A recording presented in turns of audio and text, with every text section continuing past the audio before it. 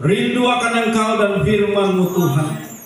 Seperti rusa yang merindukan air, demikianlah jiwa dan hidup kami rindu akan kebenaran firman Tuhan.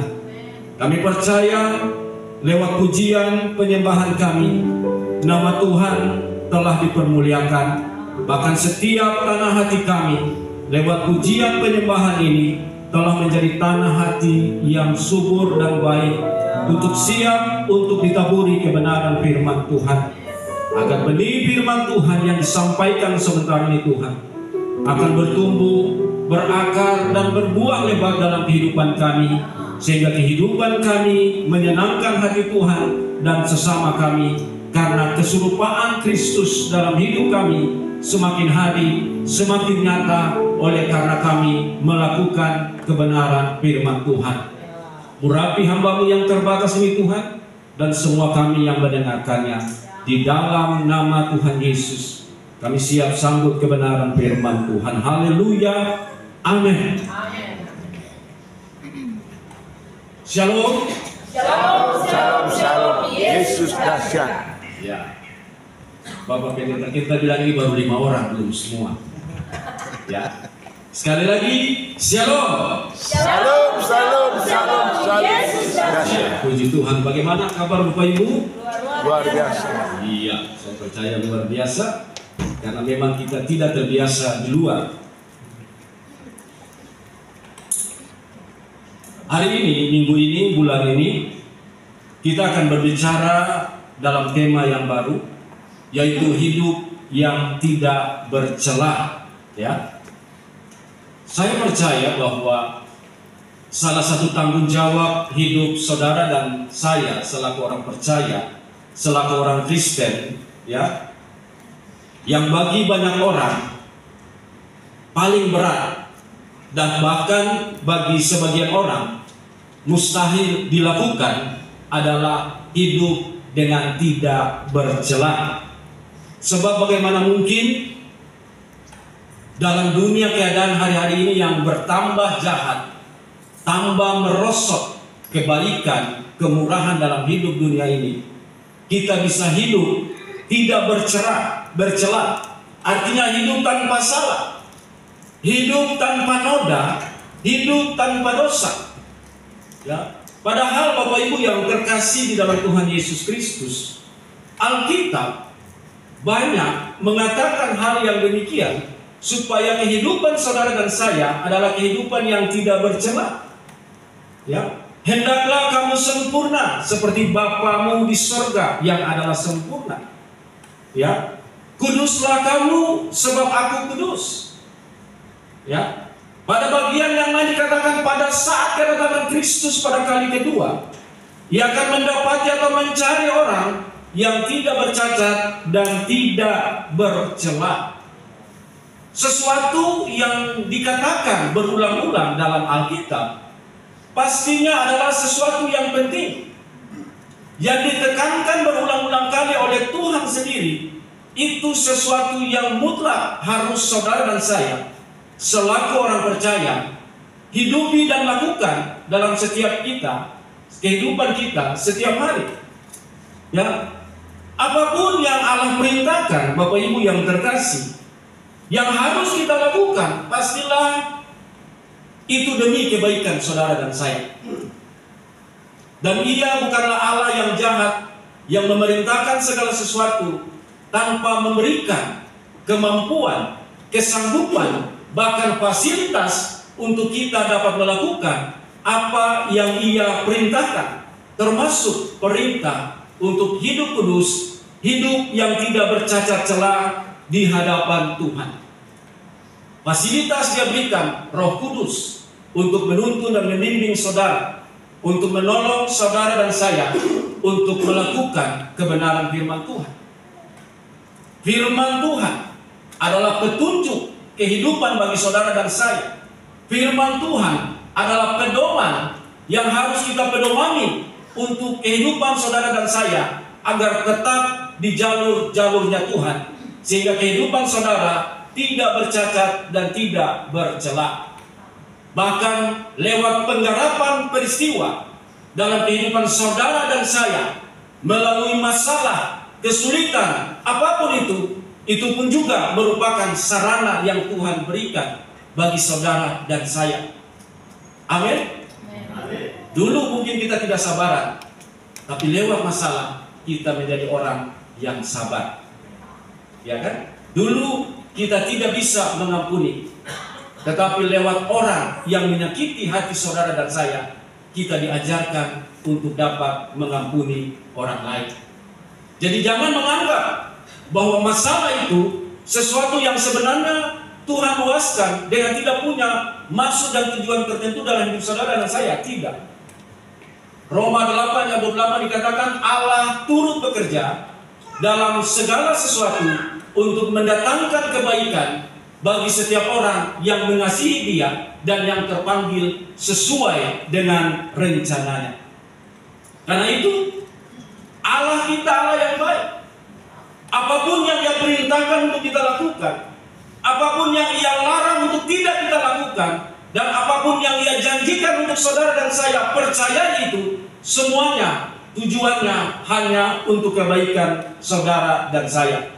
Demikianlah kehidupan yang tidak bercela, yang bagi beberapa orang mustahil dilakukan, dan bagi banyak orang sulit dan sukar dilakukan. Tapi bagi saudara dan saya yang mau melakukannya, yang mau hidup di dalamnya, pasti Tuhan memberikan kesanggupan dan fasilitas untuk melakukannya. Hidup tercela tidak bercela bukanlah hidup yang tidak pernah berbuat salah, gagal dan jatuh dalam kehidupan ini. Hidup tidak bercela adalah hidup yang mau diproses, ditegur, diperbaiki, dikoreksi, ya, untuk hidup seturut dengan firman Tuhan. Sampai pada akhirnya kehidupan yang saudara dan saya menjadi kehidupan yang tidak bercela di hadapan Tuhan, menjadi serupa dan segambar dengan Tuhan. Itu proses. Sama halnya dengan kehidupan yang tidak bercela, itu pun menjadi proses dalam kehidupan saudara dan saya. Jatuh bangunnya kita itu adalah hal yang wajar, sebab semua kita pasti akan, ya mungkin saja akan jatuh di dalam dosa. Tetapi intinya adalah bagaimana kita mau siap diproses oleh Tuhan dari sehari ke sehari untuk menjadi orang-orang yang tidak bercela. Alkitab mencatat dengan baik seperti Nuh. Alkitab katakan Nuh adalah seorang yang benar dan tidak bercela di antara orang-orang sesamanya. Dan Nuh itu hidup bergaul dengan Allah. Tetapi apakah Nuh pernah jatuh? Pernah. Waktu dia selesai dalam musibah terbesar yang melanda dunia, yang menghabiskan umat manusia dan seluruh makhluk kecuali Nuh dan segala binatang ternak dan keluarganya yang ada dalam bahtera, itulah yang selamat. Setelah selamat, dia membuat kebun anggur. Petani yang pertama setelah zaman itu, ya kan? Waktu membuat kebun anggur, hasil panennya Nuh minum sampai mabuk, ya kan? Di dalam Kejadian 9 ayat 21, di situ dikatakan setelah ia minum anggur, mabuklah ia dan ia telanjang dalam kemahnya. Ini orang yang Alkitab katakan tidak bercacat dan tidak bercela. Makanya kalau hari-hari ini ada pemabuk yang bangga diri, keliru besar. Ya, dia bilang saya ada orang lain selain dia, keliru. Nuh pada zaman itu sudah mabuk pertama kali dan dia telanjang karena mabuknya. Ya kan? Lalu apa lagi? Abraham. Ya, dalam Kejadian 17 Allah memerintahkan dia untuk hidup tidak bercela di hadapannya agar janji-janjinya, punya banyak keturunan, keturunannya menjadi bangsa raja-raja, dia menjadi bangsa yang besar. Tetapi apakah dia tidak pernah jatuh? Pernah jatuh. Ya. Ia pernah menyuruh istrinya Sarah berbohong dengan mengakui dirinya sebagai adiknya Abraham. supaya mereka tidak dibunuh di Mesir. Ya. Dosa kebohongan pernah dilakukan oleh Abraham untuk menyelamatkan dirinya hanya karena istrinya cantik, lalu suruh akui Sarah, Ali ketemu Ali. Ya kan? Walaupun hari-hari ini dong tak boleh balik. Ini aku adik ini untuk tujuan supaya selamat. Tapi yang lain aku istri itu adik supaya bisa panggil orang lain istri mama. Ya kan? Karena semungkin mama dua.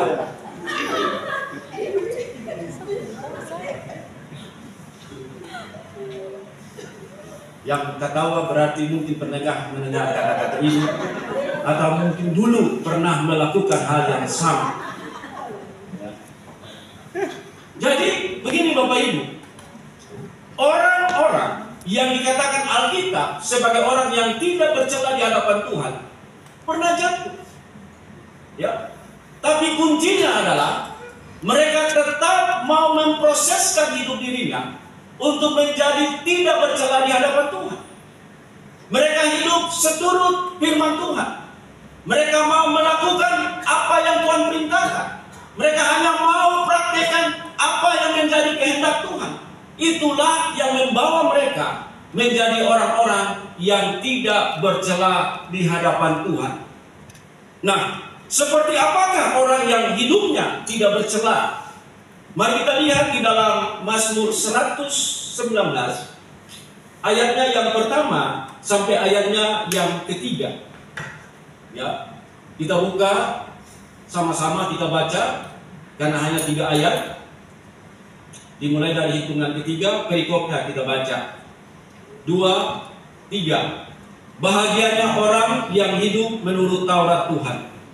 Berbahagialah orang yang hidupnya tidak bercela, yang hidup menurut Taurat Tuhan. Berbahagialah orang yang memegang peringatan-peringatannya, yang mencari Dia dengan segenap hati, yang juga tidak melakukan kejahatan, tetapi yang hidup menurut jalan-jalan yang ditunjukkannya.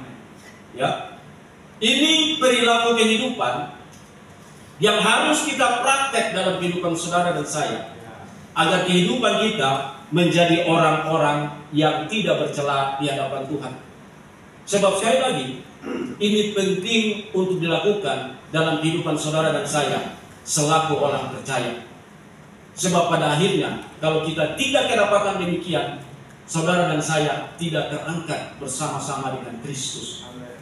Saya percaya bahwa inti tujuan dari kehidupan saudara dan saya percaya kepada Tuhan adalah diselamatkan dunia dan akhirat.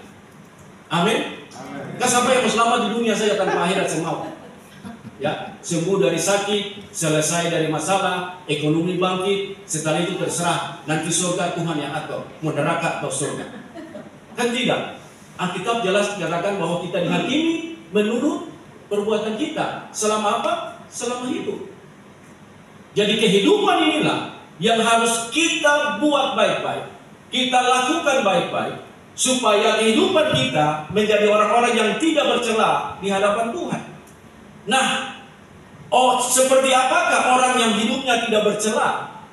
Yang pertama, Alkitab mencatat di dalam Mazmur 119 ayat 1, orang yang tidak bercela hidupnya menuruti hukum Taurat Tuhan, ya, atau hidup menurut perintah-perintah Tuhan.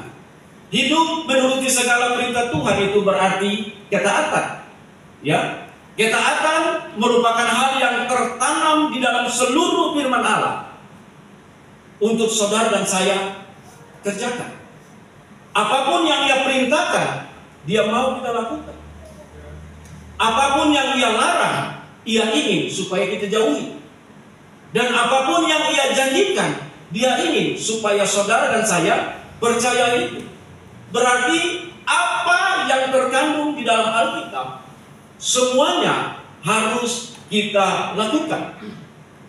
Sebab sekali lagi, apapun yang Tuhan perintah dalam firman-Nya, Dia ingin supaya kita melakukannya, dan akibat melakukannya kita diberkati oleh Tuhan. Amin. Tetapi ironisnya, banyak orang Kristen cenderung untuk tidak melakukan segala yang diperintahkan oleh Tuhan. Karena apa? Merasa sukar dan sulit untuk melakukan semuanya. Ya kan? Ada pandangan-pandangan orang Kristen yang bilang begini, yang penting dari 10 bikin 4 saja cukup. Ya kan? Yang lain pun sudahlah, Tuhan pasti maklumlah. Ya kan?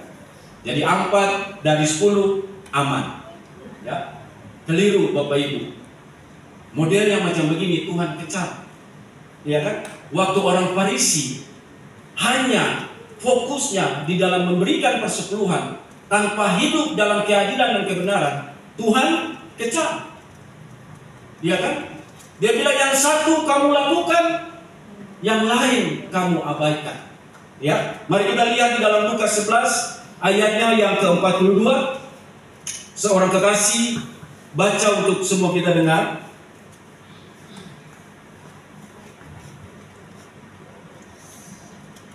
Lukas 11 ayatnya yang ke-42. Tetapi celakalah kamu hai orang-orang Farisi, sebab kamu membayar persepuluhan dan selasi ibu dan segala jenis sayuran, tetapi kamu mengabaikan keadilan dan kasih. Yang satu harus dilakukan dan yang lain jangan diabaikan. Ya kan?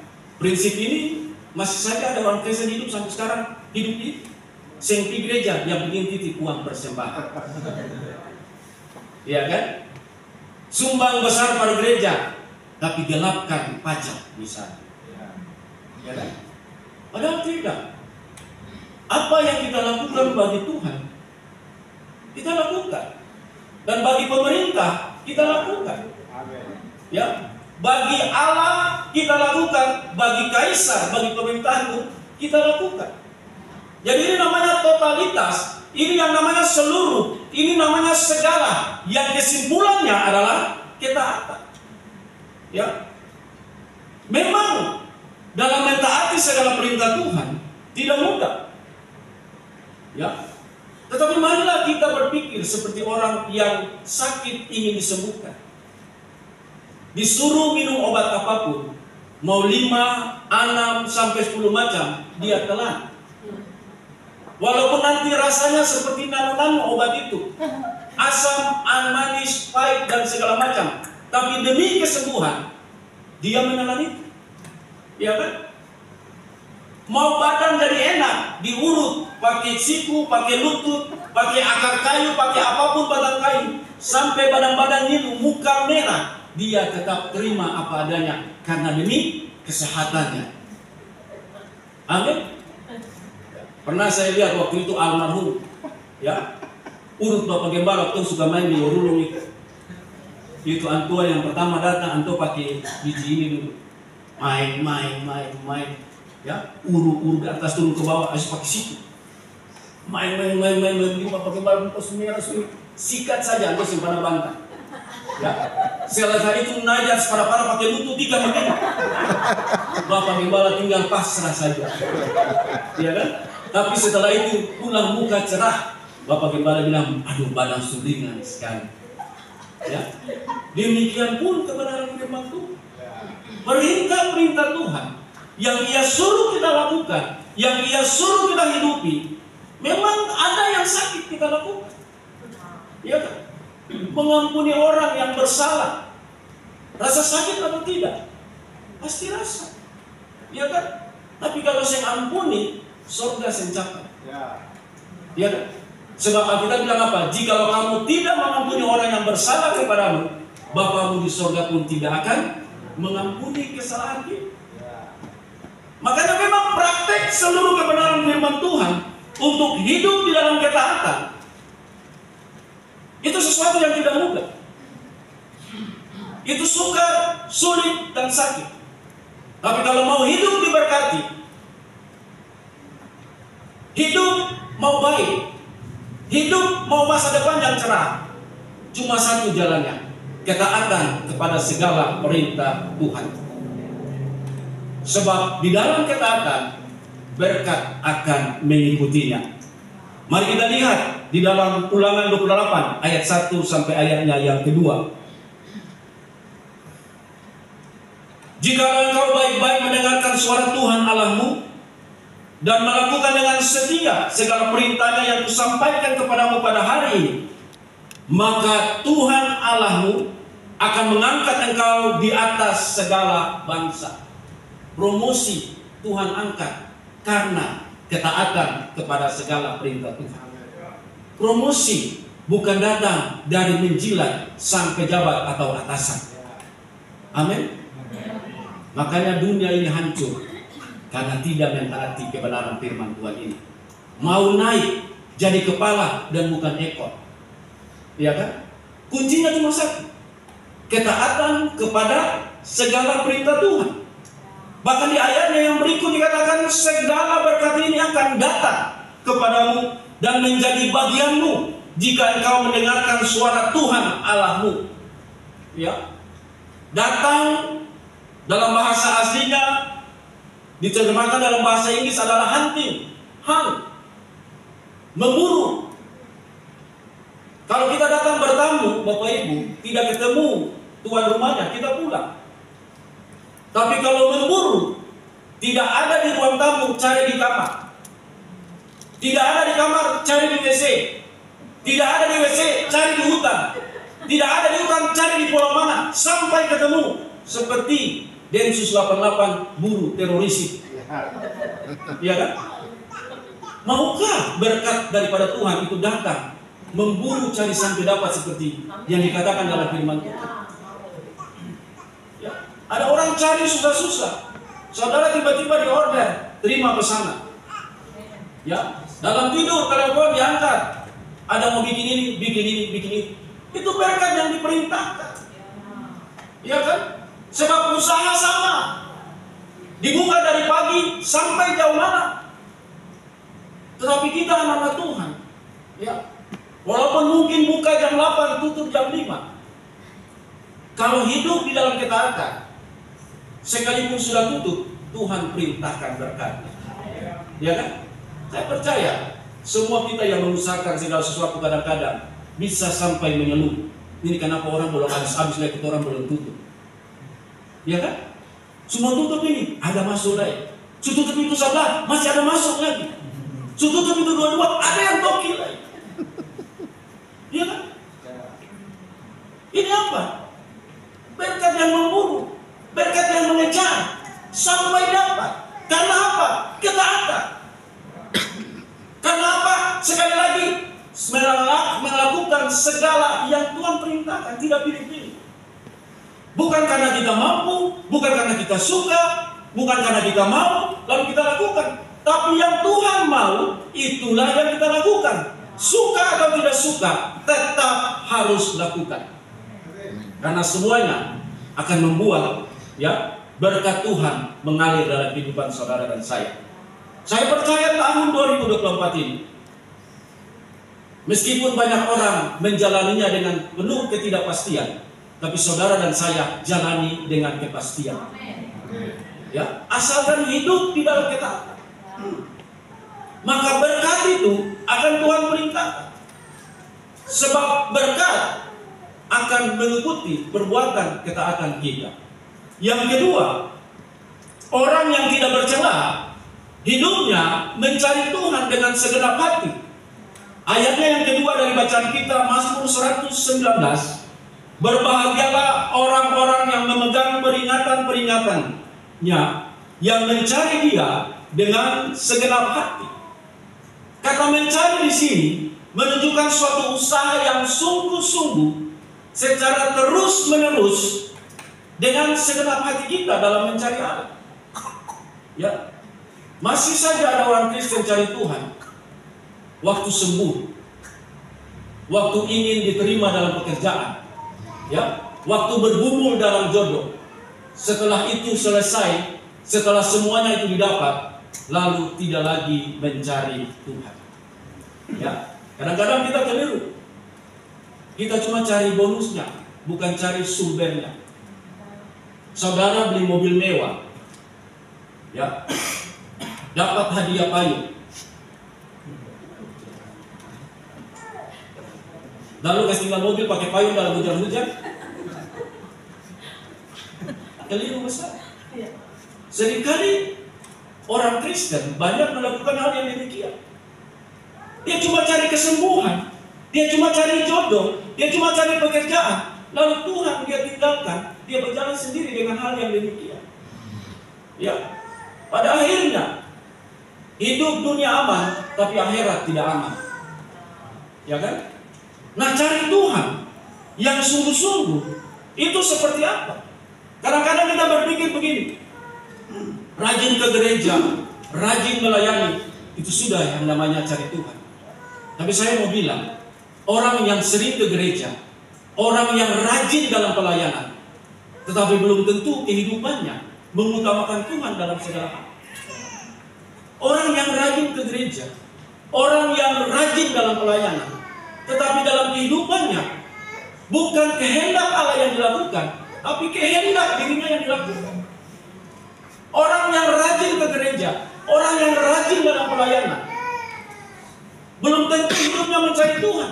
Karena dalam kehidupannya, dalam pikirannya, masih pikiran duniawi, bukan pikiran surgawi. Karena itu, untuk tahu sungguh-sungguh bahwa kita cari Tuhan dengan segenap hati kita, maka mari kita lihat hidup kita. Apakah hari ini prioritas utama kita adalah Tuhan di atas segala-galanya? Alkitab bilang apa? Dalam Matius 6 ayat 33, carilah dahulu kerajaan Allah dan kebenarannya, maka semuanya itu akan ditambahkan kepadamu. Jadi cari Tuhan itu yang utama. Tuhan itu skala prioritas dalam kehidupan saudara dan saya. Waktu bangun tidur, apa yang pertama di pikiran saudara dan saya? Apa yang pertama kita lakukan dalam kehidupan saudara dan saya? Itulah yang menjadi Tuhan kita. Sebab definisi ilah adalah segala sesuatu atau benda apapun yang ditempatkan sejajar pada posisi yang Tuhan seharusnya ditempati di sana. Jadi kalau bangun pagi, pikiran langsung pekerjaan, berarti kehidupan kita belumlah menomorsatukan Tuhan dalam kehidupan saudara dan saya. Jikalau bangun pagi yang dicari HP duluan, bukan doa dan firman, maka prioritas kita bukanlah Tuhan yang utama. Ya. Apalagi kalau mencari pekerjaan, yang dicari bukan Tuhan ke muka, berdoa dulu, minta petunjuk Tuhan, tapi yang dicari adalah di sana tuh kadang siapa? Ya kan? Ada koneksi, ada order atau tidak? Siap uang banyak atau tidak? Lahan mana yang dijual supaya tembus itu pekerjaan, supaya tembus itu apa yang kita inginkan. Saudara dan saya, meskipun rajin ibadah, meskipun hadir dalam pelayanan, rajin dalam pelayanan, tapi kalau hal yang dilakukan seperti itu, saudara belumlah menjadi orang-orang yang sungguh-sungguh mencari Tuhan. Ya, kalau cari jodoh, yang dilihat tampangnya, wajahnya, pekerjaannya, bukan tanya Tuhan duluan, itu pun menunjukkan bahwa saudara belumlah memprioritaskan Tuhan di dalam kehidupan saudara dan saya. Dan itu menunjukkan bahwa kita bukanlah orang-orang yang sungguh-sungguh mencari Tuhan dengan segenap hati kita. Ada banyak pasangan yang pada akhirnya kecewa, karena yang dilihat adalah tampangnya, yang dilihat adalah kantongnya. Makanya iman yang sama, yang penting tampan dan kantong tebal. Iya kan? Keliru. Tuhan tanya dulu, supaya kalau dapat tidak kecewa. Sebab yang terbaik pasti Dia berikan. Ya kan? Makanya Bapak Gembala saksikan tadi malam, anak-anaknya diberi kebebasan untuk mencari pasangan hidupnya. Tidak ada kriteria apapun selain hanya takut akan Tuhan dan siap untuk melayani pekerjaan Tuhan. Dan semuanya itu terjadi. Ya kan? Mau jadi bapak polisi pun tetap main bass di muka. Amin. Ya, mau apa lagi? Dulu lain, sekarang sudah pelayanan. Anak-anak pun semua terlibat. Dan itu Bapak Ibu, itu yang paling penting. Makanya jodoh, pekerjaan, ya, pertimbangkan kerohanian saudara dan saya. Jangan sampai waktu menikah, jangan sampai waktu memperoleh pekerjaan, kehidupan saudara dan saya malah lebih jauh daripada Tuhan. Dulu pelayanan, tapi karena pekerjaan sekarang tidak lagi melayani. Sibuk Pak, maaf. Hati-hati. Yang Tuhan kasih tujuannya untuk mendekatkan diri saudara dan saya kepada Dia. Ketika itu tidak terjadi, maaf, jangan marah Tuhan. Tuhan akan ambil perlahan-lahan dalam kehidupan saudara dan saya.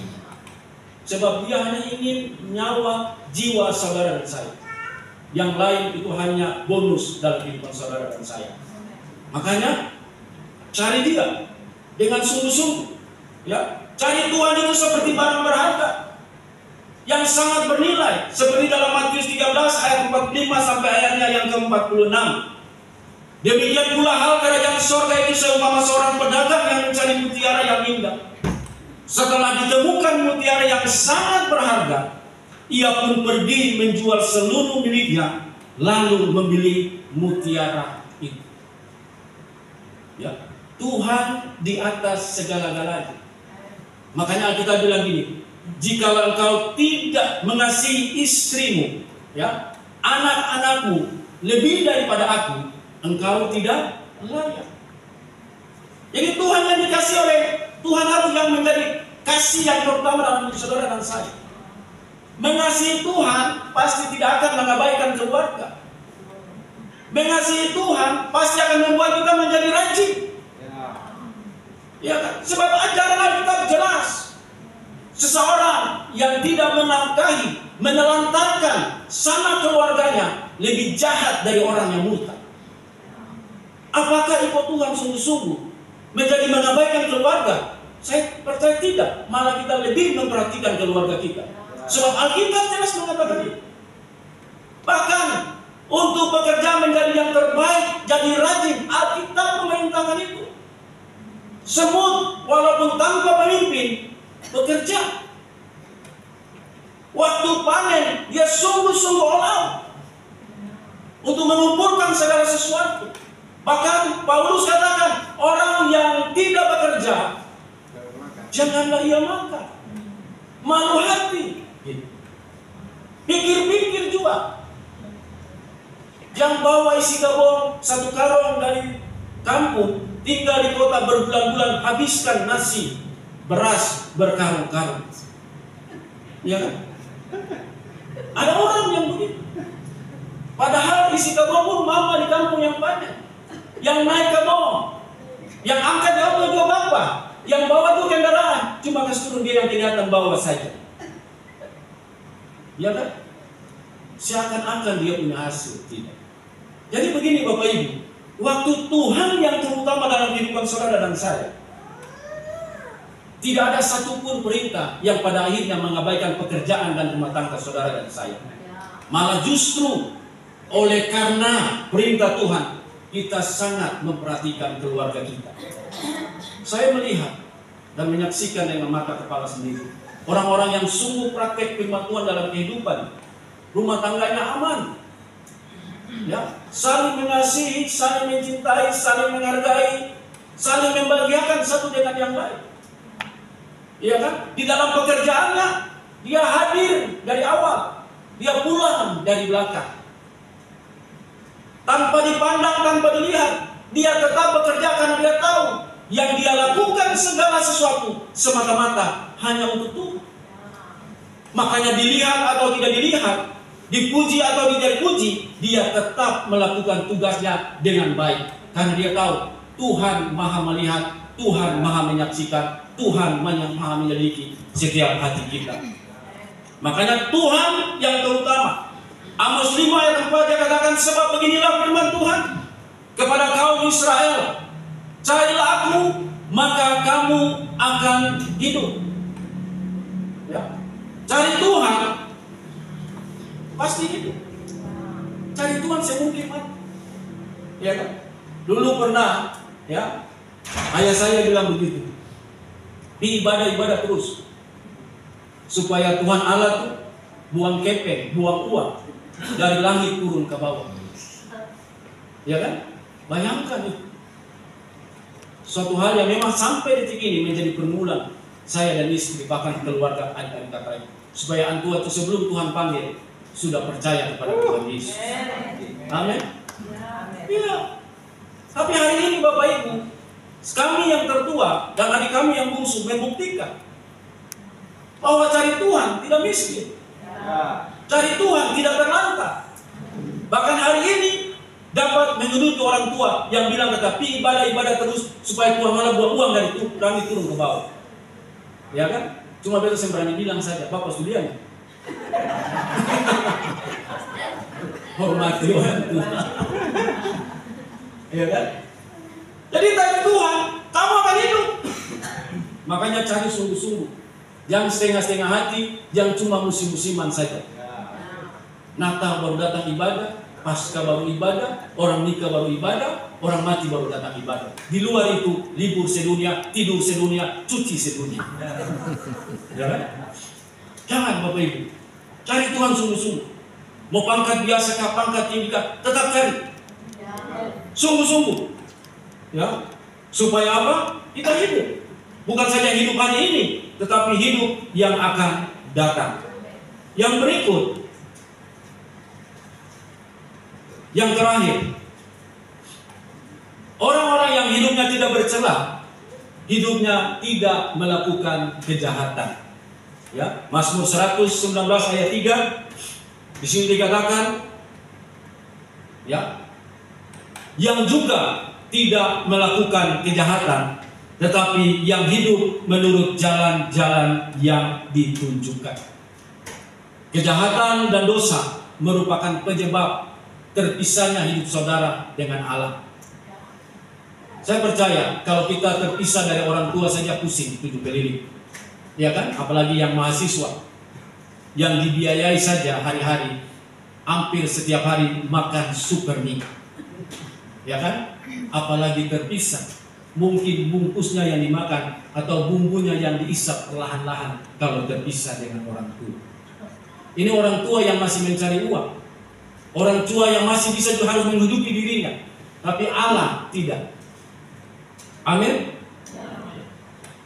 Jadi kalau terpisah dengan Allah, itu sengsaranya minta ampun. Terpisah dari Allah, itu menunjukkan, menandakan kebinasaan atas kehidupan saudara dan saya. Karena itu kejahatan dan dosa yang merupakan penyebab terpisah manusia dengan Allah harus disingkirkan dalam kehidupan saudara dan saya. Ya. Kejahatan dan dosa membuat seruan kita tidak didengar oleh Tuhan. Kejahatan dan dosa membuat tangan Tuhan menjadi tidak terjangkau atas kehidupan saudara dan saya. Kejahatan dan dosa, istilah hari-hari, doa ini sampai cuma kenal di plafon, tidak tembus di atas plafon.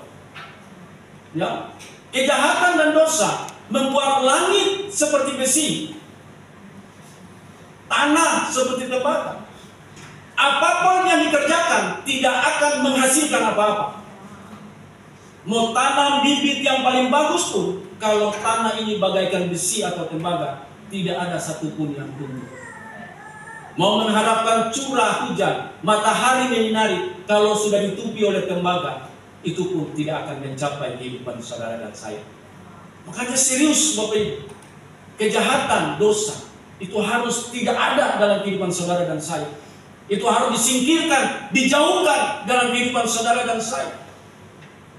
Kejahatan dan dosa harus dibenci seperti orang membenci pakaian yang kotor, kumal dan rusak, yang tidak mungkin akan dikenakan dalam kehidupan.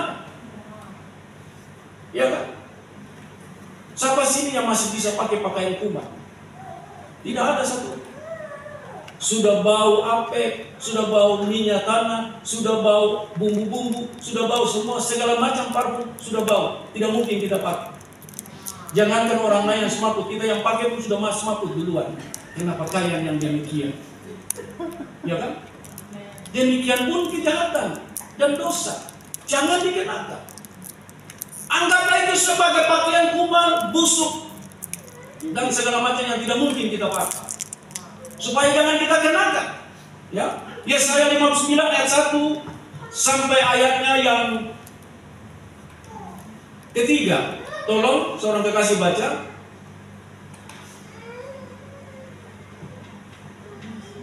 Demikian firman Tuhan. Sesungguhnya tangan Tuhan tidak kurang panjang untuk menyelamatkan, dan pendengarannya tidak kurang tajam untuk mendengar. Tetapi yang merupakan pemisah antara kamu dan Allahmu ialah segala kejahatanmu, dan yang membuat dia menyembunyikan diri terhadap kamu sehingga ia tidak mendengar ialah segala dosamu. Sebab tanganmu cemar oleh darah dan jarimu oleh kejahatan, mulutmu mengucapkan dusta, lidahmu menyebut-nyebut kecurangan. Iya. Jelas ini firman Tuhan. Jadi kalau hari ini kita bergumul minta segala sesuatu sampai hari ini belum dapat, mari kita koreksi diri kita. Mungkin kita masih tinggal, kita masih hidup di dalam kejahatan dan dosa.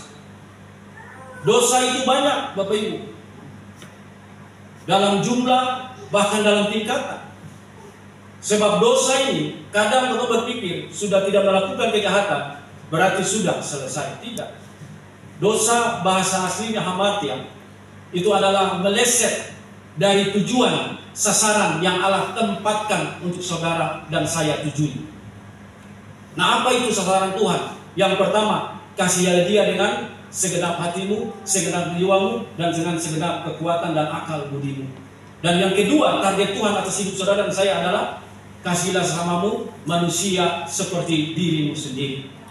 Ketika Tuhan tidak menjadi sasaran hidup saudara dan saya, kita telah meleset, kita telah berbuat dosa. Ketika Tuhan tidak menjadi yang utama dalam kehidupan saudara dan saya, sama juga kita telah berdosa. Ketika manusia sesama kita perlakukan dengan kasar, kita perlakukan dengan tidak adil, kita perlakukan dengan semena-mena, kita rendahkan dia, kita pun telah berbuat dosa. Karena sekali lagi, kita telah meleset dari tujuan yang telah Allah tetapkan dalam kehidupan saudara dan saya. Itu sebabnya hidup dalam kejahatan dan dosa yang merupakan hidup yang berjalan di hadapan Tuhan harus kita buang jauh-jauh dalam kehidupan kita. Mengapa?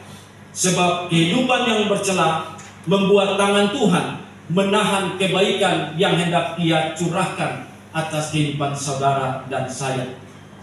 Mazmur 84 ayatnya yang ke-11, ayatnya yang terakhir. Mazmur 84 ayatnya yang ke-11. Demikian firman Tuhan. Sebab Tuhan 12, coba bisa di 12. Iya. Ya Tuhan semesta alam, berbahagialah manusia yang percaya kepadamu. Terus, sebab Tuhan Allah adalah matahari dan Allah adalah matahari dan perisai, kasih dan kemuliaan Ia berikan. Ia tidak menahan kebaikan dari orang yang hidup tidak bercela. Iya. Tuhan itu baik. Ya kan, Alkitab bilang bahwasanya untuk selama-lamanya kasih setia Tuhan.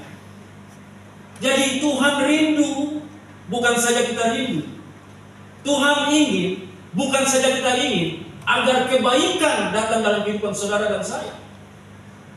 Makanya kejahatan, dosa, itu harus disingkirkan. Supaya kebaikan Tuhan tidak tertahan. Sebab sesungguhnya Ia tidak ingin menahan kebaikan dari setiap orang yang hidupnya tidak bercela. Amin.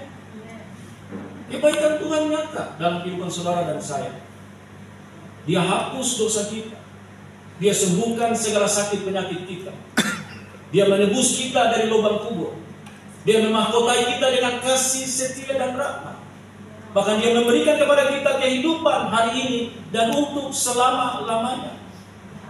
Apa yang kurang baiknya Tuhan dalam kehidupan saudara dan saya, sehingga kita membuat sesuatu yang membuat tertahan kebaikannya atas kehidupan saudara dan saya.